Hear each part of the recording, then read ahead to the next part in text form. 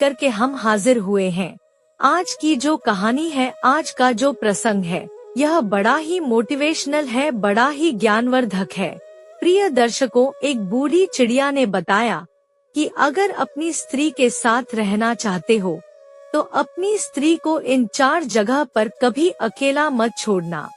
प्रिय दर्शकों, कहानी शुरू करने से पहले अगर आप हमारे चैनल पर पहली बार आए हैं तो चैनल को सब्सक्राइब करें, बेल आइकन ऑन करें, अच्छे कमेंट किया करें ताकि हर आने वाले वीडियो का नोटिफिकेशन सबसे पहले आपको मिले और प्रिय दर्शकों आप उसका फायदा उठा सकें। तो शुरू करते हैं आज की यह प्यारी सी कहानी, यह प्यारा सा वीडियो।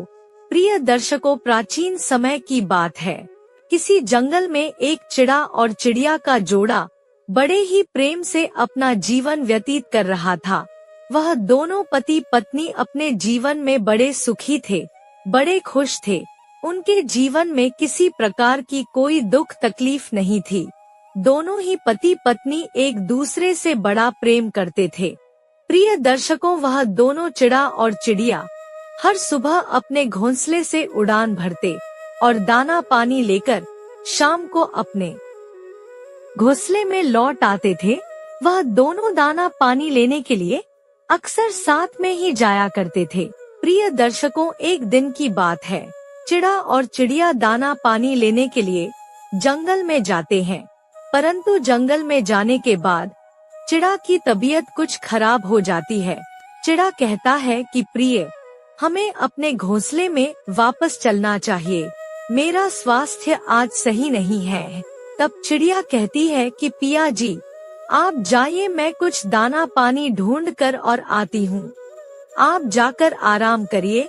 तब चिड़ा कहता है कि प्रिय, मैं तुम्हें इस जंगल में अकेला नहीं छोड़ सकता, तुम मेरे साथ घोंसले में चलो, जो दाना पानी बचा हुआ है हम वही खा लेंगे और जैसे तैसे आज का दिन निकाल लेंगे, कल मैं स्वस्थ हो जाऊंगा, उसके बाद हम एक बार फिर दाना पानी लेने के लिए जंगल में आएंगे।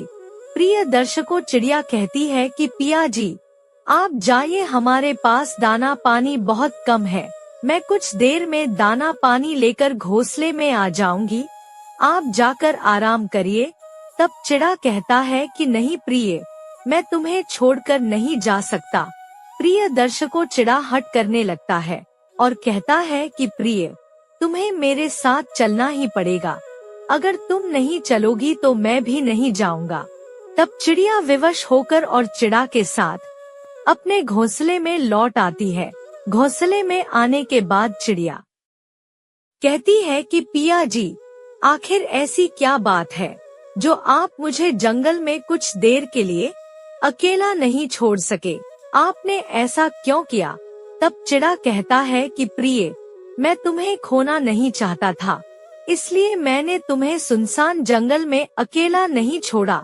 मैं तुम्हें एक कहानी सुनाता हूँ, इस कहानी के माध्यम से तुम्हें समझ में आएगा कि जो भी मनुष्य अपनी स्त्री से प्रेम करता है, अपनी स्त्री के साथ रहना चाहता है, उसे अपनी स्त्री को इन 4 स्थानों पर कभी अकेला नहीं छोड़ना चाहिए। प्रिय दर्शकों, चिड़ा अपनी कहानी प्रारंभ करता है। चिड़ा कहता है कि प्रिय, कुछ समय पहले की बात है। किसी नगर में एक वीर भोज नाम का राजा राज्य करता था। वह राजा बड़ा ही धर्मात्मा व्यक्ति था, अपनी प्रजा की खूब सेवा करता था। राजा की प्रजा बड़ी ही प्रसन्न रहती थी। नगर के सभी वासी अपने राजा से बड़ा प्रेम करते थे। प्रिय दर्शकों, उस राजा का एक पुत्र था जिसका नाम राघव भोज था। वह राजा का पुत्र बड़ा ही बलवान और बड़ा ही बुद्धिमान था। राजा अपने पुत्र से बड़ा प्रेम करता था। राघव भोज अपने पिता का हर आदेश मानता था। वह हर दिन सुबह जंगल में शिकार करने के लिए जाया करता था। राघव भोज को शिकार करना बड़ा ही पसंद था। जंगल में जाकर वह खूंखार जानवरों को अपना शिकार बनाता था। प्रिय दर्शकों, चिड़ा आगे कहता है कि प्रिय, एक दिन की बात है। राजकुमार राघव भोज सुबह सुबह अपना घोड़ा लेकर और जंगल में शिकार करने के लिए जाता है। जंगल में जाकर वह कई देर तक शिकार की खोज में इधर उधर घूमता रहता है, परंतु उसे कोई शिकार नहीं मिलता है। तब वह चलता चलता और बहुत ही घने जंगल में पहुंच जाता है। तभी कई खूंखार जानवर आकर और राजकुमार के घोड़े को घेर लेते हैं। चारों तरफ से खूंखार जानवरों से घिरा हुआ वह घोड़ा बड़ा ही डर चुका था और डर के मारे कांप रहा था। तभी एक जानवर जाकर घोड़े की पूंछ को पकड़ लेता है और जैसे ही वह जानवर घोड़े की पूंछ को पकड़ता है तो घोड़ा एकदम से भागने लगता है। घोड़ा भागता हुआ और बहुत रफ्तार पकड़ लेता है। राजकुमार राघव भोज घोड़े को रोकने की बहुत कोशिश करता है, परंतु वह घोड़ा रुकने का नाम नहीं ले रहा था। भागता भागता और वह घोड़ा पूरे दिन भागता रहता है और रात तक दौड़ता हुआ किसी अन्य राज्य में पहुंच जाता है। दूसरे राज्य में पहुंचने के बाद वह घोड़ा थकान के कारण बेहोश हो जाता है। दर्शकों, राजकुमार राघव भोज अपने घोड़े से उतरता है और देखता है तो उसका घोड़ा बड़ा ही थक चुका था और वह बेहोश होकर जमीन पर गिर गया था। जब राघव भोज उठता है और चारों तरफ देखता है तो वह समझ जाता है कि मैं अपने राज्य से बहुत दूर निकल आया हूँ और यह कोई दूसरा राज्य है।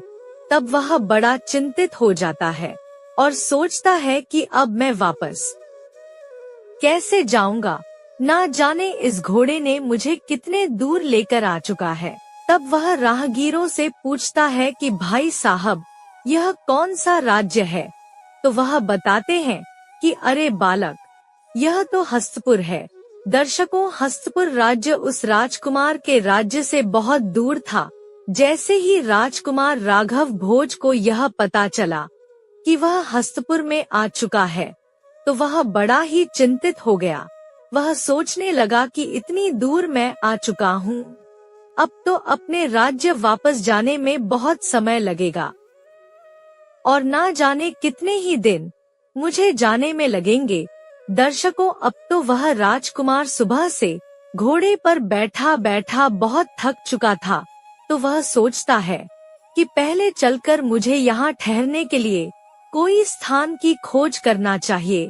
दर्शकों, अब वह अपने ठहरने के लिए स्थान ढूंढने लगता है। कुछ देर बाद राजकुमार को एक साधु महाराज की कुटिया नजर आती है। वह राजकुमार राघव भोज कुटिया के पास जाता है और आवाज लगाता है, क्या कोई अंदर है? तभी एक साधु महाराज निकल कर आते हैं और कहते हैं कि बताओ बालक, इतनी रात को तुम यहाँ क्यों आए हो? तब वह राजकुमार कहता है कि हे साधु महाराज, क्या आज रात मैं आपके यहाँ विश्राम कर सकता हूँ? मेरा घोड़ा बीमार है और मैं अपने राज्य से बहुत दूर आ चुका हूँ। क्या आज रात मैं आपके यहाँ ठहर सकता हूँ?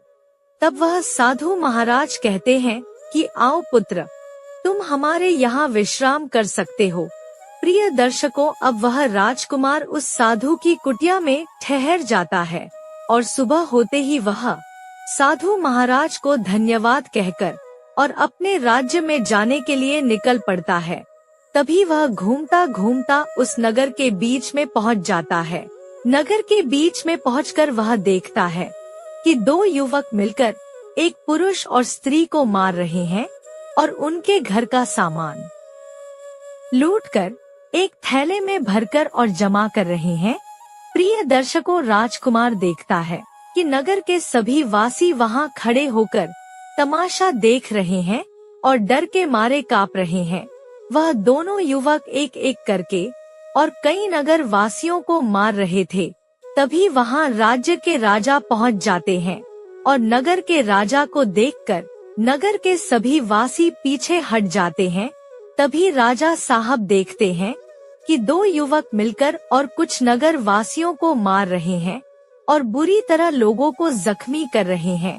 यह देखकर राजा साहब अपने सिपाहियों को आदेश देते हैं कि जाओ और दोनों युवकों को बंदी बना लो। प्रिय दर्शकों, तभी वह दोनों युवक नगर वासियों को छोड़कर और राजा के सिपाहियों पर हमला कर देते हैं और बुरी तरह सिपाहियों को जख्मी करके और वहां से फरार हो जाते हैं।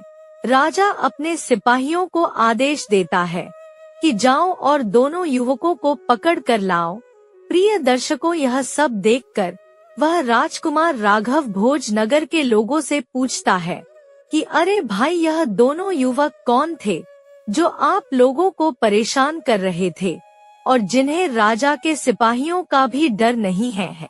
तब नगर वासी बताते हैं कि अरे बेटा, यह दोनों इस राज्य के बहुत बड़े गुंडे और बदमाश हैं। पूरे राज्य के लोग इन दोनों से बहुत डरते हैं।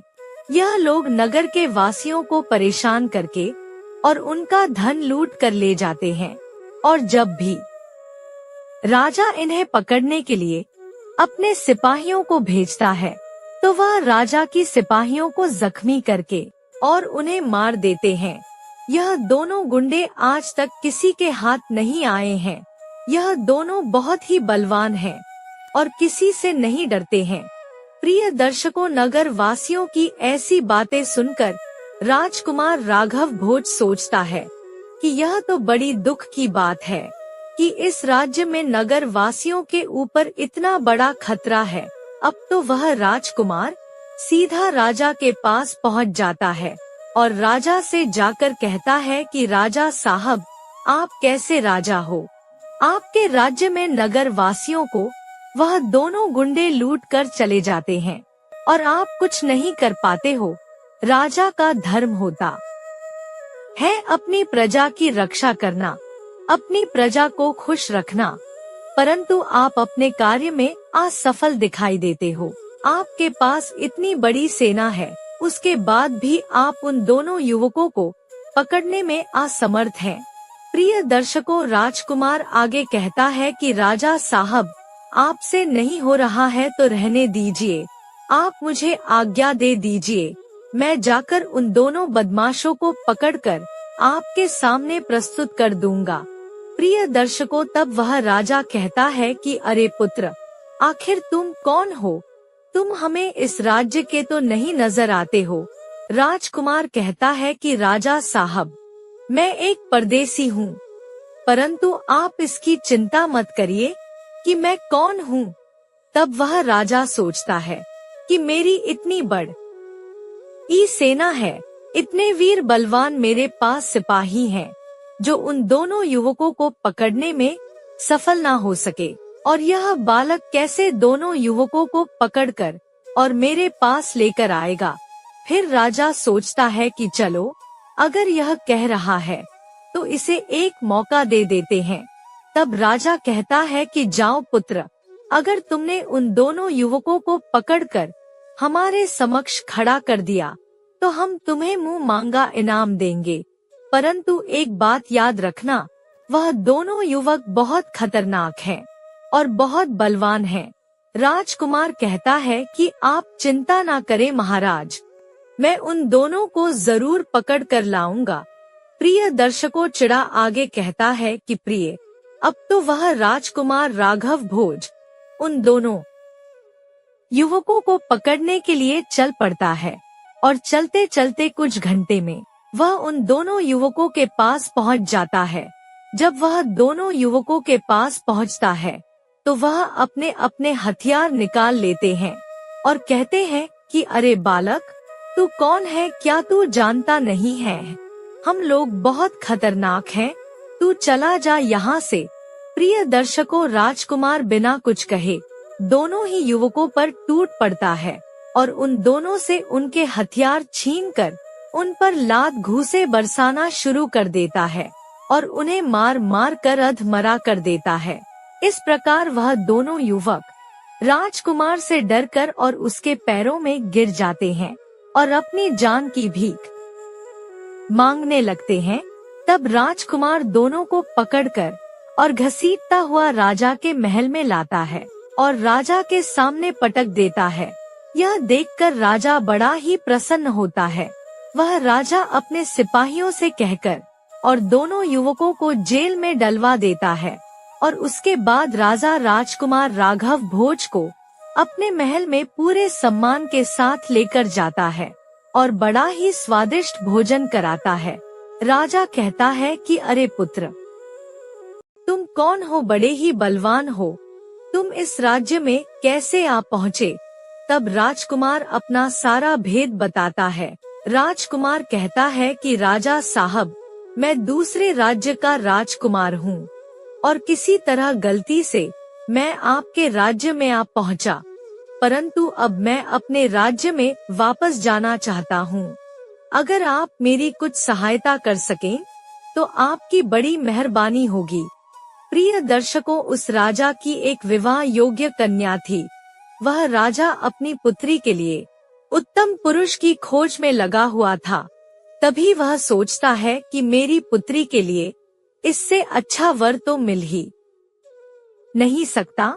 दर्शकों, अब ऐसा विचार करने के बाद राजा कहता है कि अरे राजकुमार, आपने हमारा इतना बड़ा काम किया है, आपने हमारी प्रजा की रक्षा करी है, इसी कारण आपको हमारे राज्य में कुछ दिन और रुकना पड़ेगा।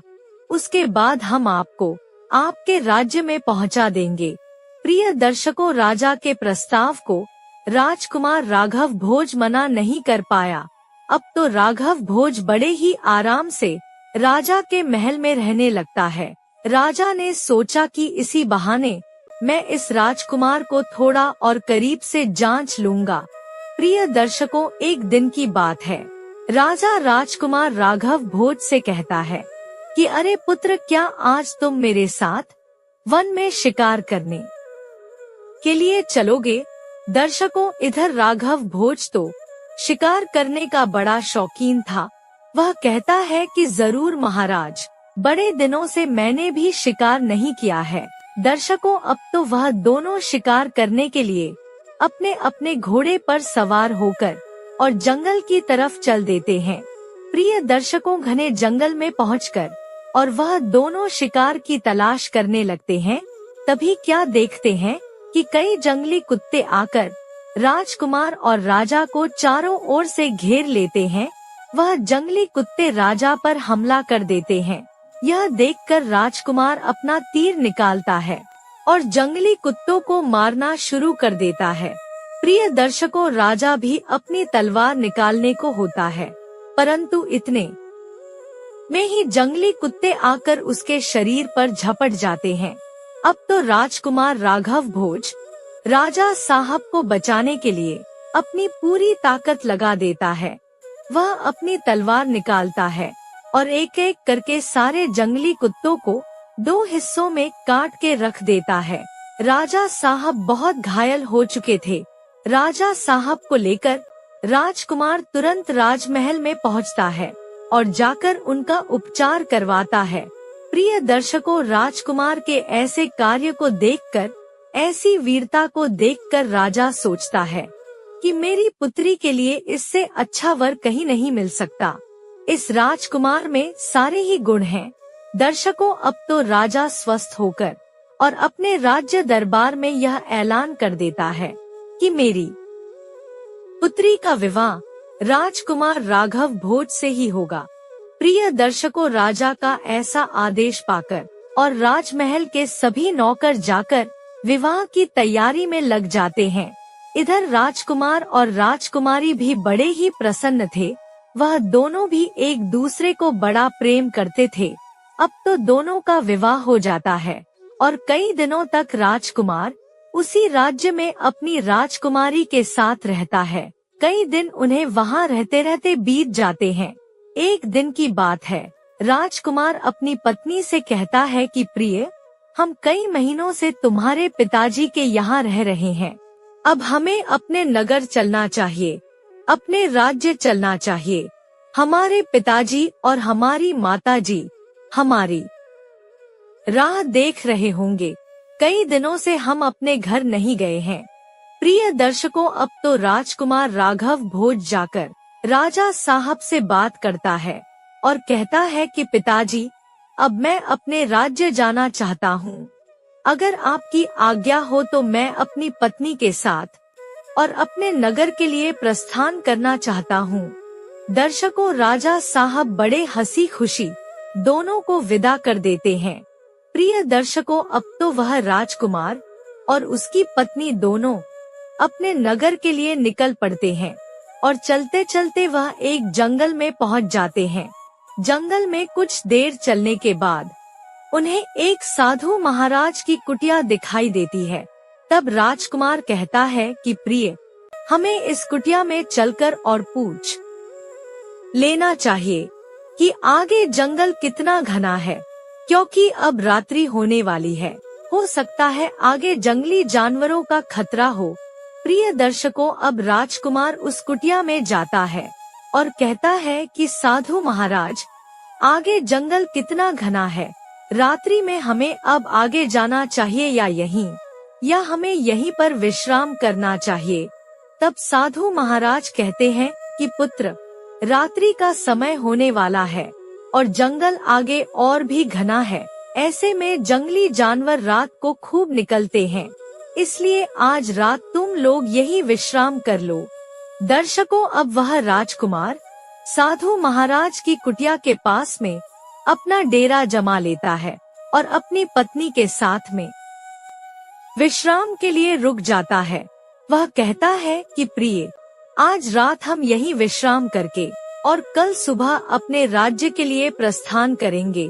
प्रिय दर्शकों, चिड़ा आगे कहता है कि प्रिय, वह साधु बड़ा ही कपटी था, बड़ा ही दुष्ट प्रवृत्ति का था। सुंदर राजकुमारी को देखकर उस साधु के मन में वासना उत्पन्न हो गई थी। अब तो वह सही मौके की तलाश में था। प्रिय दर्शकों, रात हो जाती है। अब राजकुमार और राजकुमारी अपने डेरे में खा पीकर विश्राम करने लगते हैं, सो जाते हैं। अब अगला दिन होता है और राजकुमार सुबह सुबह उठकर और कुछ दूर कुएं पर पानी पीने के लिए चला जाता है। तभी राजकुमार को दूर जाता हुआ देखकर वह दुष्ट साधु अपनी तांत्रिक विद्या से अपना भेष बदल लेता है और भेष बदलकर खुद को राजकुमार के जैसा बना लेता है। प्रिय दर्शकों, अब तो राजकुमार का भेष धारण करके और वह कपटी साधु राजकुमारी के डेरे में अंदर चला जाता है और जाकर राजकुमारी से मीठी मीठी बातें करने लगता है। तभी इधर कुएं पर पानी पीकर वह राजकुमार भी वापस अपने डेरे में पहुंचता है, तो वह देखता है कि वहाँ उसी की शक्ल का एक आदमी उसकी पत्नी से कुछ बातें कर रहा है। तभी वह जाकर कहता है कि तुम कौन हो और मेरी पत्नी के साथ क्या कर रहे हो। प्रिय दर्शकों, अब वह कपटी साधु कहता है कि नहीं राजकुमार, तो मैं हूँ। तुम कौन हो? तुम कोई बहरूपीय लगते हो और यहाँ क्या करने आए हो? अब तो इसी तरह बहस छिड़ जाती है। वह बहरूपिया कहता है कि मैं असली राजकुमार हूँ और इधर वह राजकुमार कहता है कि यह तुम क्या कह रहे हो, तुम जरूर कोई दुष्ट व्यक्ति मालूम पड़ते हो। प्रिय दर्शकों, दोनों को अपने पति के रूप में देखकर वह राजकुमारी भी हैरान रह जाती है। वह भी नहीं समझ पा रही थी कि उसका असली पति कौन है। अब ऐसे में कई घंटे तक बहस करने के बाद, लड़ाई झगड़ा करने के बाद वह तीनों उस नगर के राजा के पास पहुंचते हैं और राजा के पास जाने के बाद वह दोनों राजा से कहते हैं कि राजा साहब, यह हमारी पत्नी है। प्रिय दर्शकों, इस प्रकार दोनों की एक जैसी शक्ल देखकर वह राजा भी हैरान रह जाता है। वह सोचता है कि यह क्या हो रहा है, यह दोनों बिल्कुल एक जैसे दिखते हैं और इस स्त्री पर अपनी पत्नी होने का दावा कर रहे हैं। प्रिय दर्शकों, वह राजकुमारी कहती है कि राजा साहब, इनमें से एक मेरा पति है और एक कोई बहरूपिया है, परंतु मैं समझ नहीं पा रही हूँ कि वह बहरूपिया कौन है। अगर आप हमारी कोई सहायता कर सकते हैं तो आपका बड़ा आभार होगा। प्रिय दर्शकों, तीनों की इस प्रकार की बातें सुनने के बाद वह राजा सोचता है कि यह कैसी अनोखी पहेली है, ऐसा होते हुए तो मैंने आज तक नहीं देखा है। राजा कहता है कि सुनिए, इस मामले में मैं आपकी कोई सहायता नहीं कर सकता हूँ, परंतु यहाँ से कुछ दूरी पर नगर में एक बहुत ही पहुँचे हुए सन्यासी महाराज रहते हैं। वह बहुत ही ज्ञानी और चतुर हैं। उनके पास हर समस्या का समाधान होता है। नगर के सभी वासी अपनी समस्याओं को लेकर उनके पास जाते हैं, और जब हमारे पास भी कोई बड़ी समस्या होती है तो हम भी सन्यासी महाराज के पास जाते हैं। हमें लगता है कि आपको भी उन्हीं के पास जाकर और अपनी समस्या का समाधान करवाना चाहिए। प्रिय दर्शकों, अब तो राजा अपने एक सिपाही को आदेश देता है कि इन तीनों को लेकर और सन्यासी महाराज के पास पहुंचो। अब वह तीनों सिपाही के साथ और सन्यासी महात्मा के पास चले जाते हैं और जाकर सन्यासी महाराज को बताते हैं कि हे सन्यासी जी, यह राजकुमारी हमारी पत्नी है। दोनों कहते हैं कि यह हमारी पत्नी है। अब दर्शकों, वह सन्यासी महाराज भी बड़े हैरान रह जाते हैं कि यह दोनों एक ही शक्ल के हैं और यह स्त्री पर अपनी पत्नी होने का दावा कर रहे हैं। सन्यासी महाराज कहते हैं कि तुम लोग कुछ देर ठहरो, अभी हम तुम्हारे सच का पता लगाते हैं। कुछ ही देर में दूध का दूध और पानी का पानी हो जाएगा। प्रिय दर्शकों, ऐसा कहकर सन्यासी महाराज कुछ लोगों को बुलाते हैं और कहते हैं कि एक बड़ी सी कढ़ाई लेकर आओ और उसमें कई बाल्टी तेल डालो। दर्शकों, अब तो एक बड़ी सी कढ़ाई में बहुत सारा तेल डाला जाता है और उसको साधु महाराज के कहे अनुसार गर्म होने के लिए भट्टी पर रख दिया जाता है। अब तो भट्टी पर तेल बहुत ही गर्म हो रहा था। खौलता हुआ तेल देखकर सन्यासी महाराज कहते हैं कि अब हम आपसे जो कहने जा रहे हैं उसे ध्यान से सुनिएगा। प्रिय दर्शकों, सन्यासी महाराज कहते हैं कि आप दोनों को एक एक करके आपको इस खौलते हुए तेल की कढ़ाई में बैठना है और आप दोनों में से जो भी इस कढ़ाई में बैठने के बाद जीवित रहेगा वही इस कन्या का पति होगा, और जो इस कढ़ाई में जलकर राख हो जाएगा वह एक बहरूपिया होगा। प्रिय दर्शकों, अब तो सन्यासी महाराज की ऐसी बात सुनकर वह राजकुमार जो असली वाला था वह डर जाता है। वह सोचता है कि अगर मैंने कढ़ाई में पैर रखा तो मैं तुरंत ही मृत्यु को प्राप्त हो जाऊंगा। यही सोचकर वह राजकुमार चुपचाप खड़ा रहता है और इधर जो बहरूपिया दुष्ट साधु था वह कहता है कि हे सन्यासी महाराज, मैं इस कढ़ाई में बैठने के लिए तैयार हूँ और मैं यह साबित कर दूंगा कि इस राजकुमारी का पति मैं ही हूँ। प्रिय दर्शकों, इस प्रकार दोनों की बात सुनने के बाद वह सन्यासी महाराज कहते हैं कि तुम इसके पति नहीं हो, तुम एक बहरूपिया हो।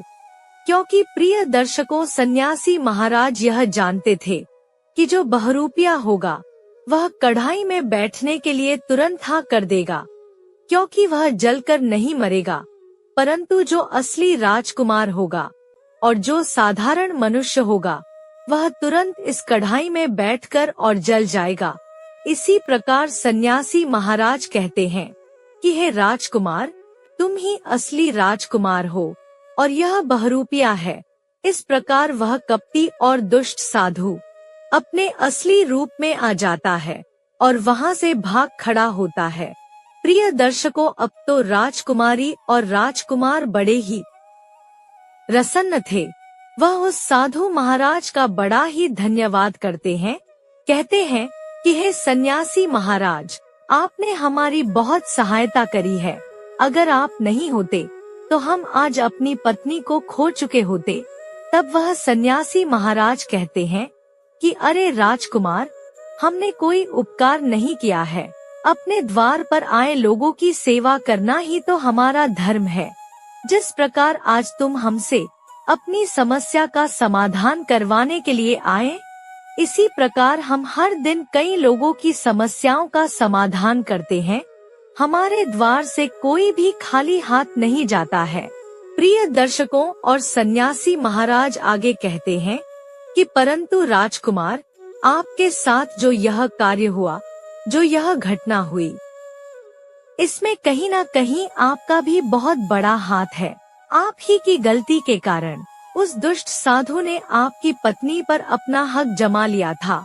वह राजकुमार पूछता है कि हे सन्यासी महाराज, यह आप क्या कह रहे हैं?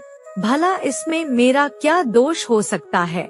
तब सन्यासी महाराज कहते हैं कि पुत्र, जो भी मनुष्य अपनी स्त्री से प्रेम करता है, जो अपनी स्त्री के साथ रहना चाहता है, उस मनुष्य को अपनी स्त्री को कभी भी इन 4 स्थानों पर अकेला नहीं छोड़ना चाहिए। अगर वह अपनी स्त्री को इन 4 स्थानों पर अकेला छोड़ता है तो वह अपनी स्त्री को हमेशा के लिए खो देता है।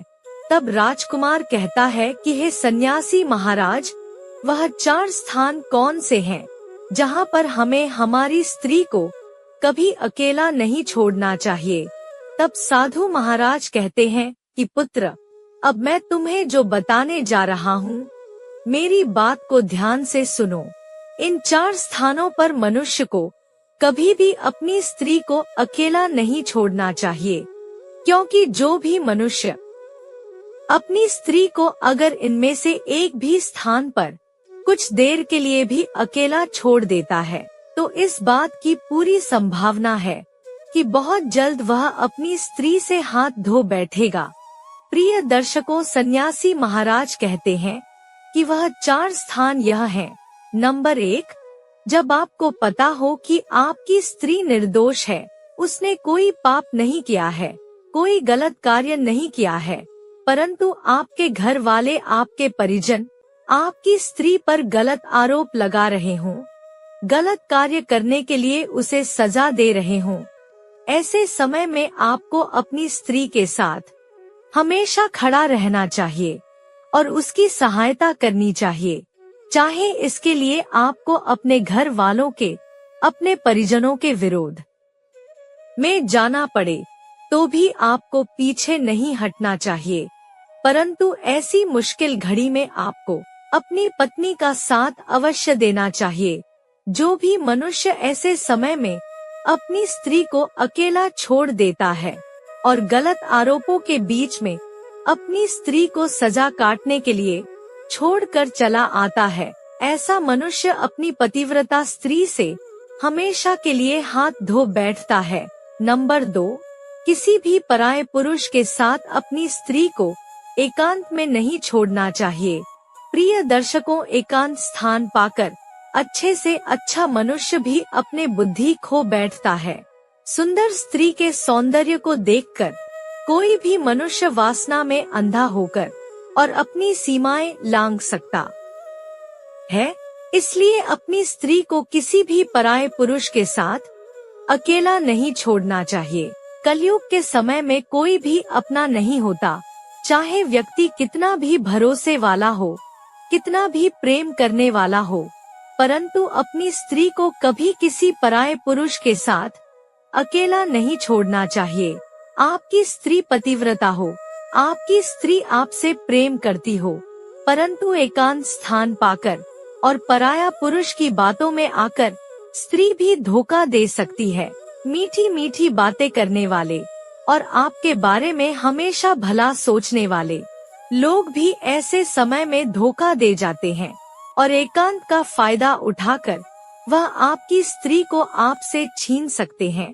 नंबर 3, जब आपकी स्त्री को आपकी जरूरत हो, जब वह लाचार हो, उसे कोई पीड़ा हो, कोई दुख तकलीफ हो या किसी बात का उसे बड़ा दुख होता हो, ऐसे समय में अपनी स्त्री को कभी अकेला नहीं छोड़ना चाहिए। अगर दुख तकलीफ में आपने अपनी स्त्री का साथ नहीं दिया तो आपका पति होना बेकार होता है। जब भी स्त्री की तबीयत खराब हो, उसका स्वास्थ्य सही ना हो, ऐसे समय में जितना हो सके अपनी स्त्री के साथ रहना चाहिए। एक पल के लिए भी उसे अकेला नहीं छोड़ना चाहिए।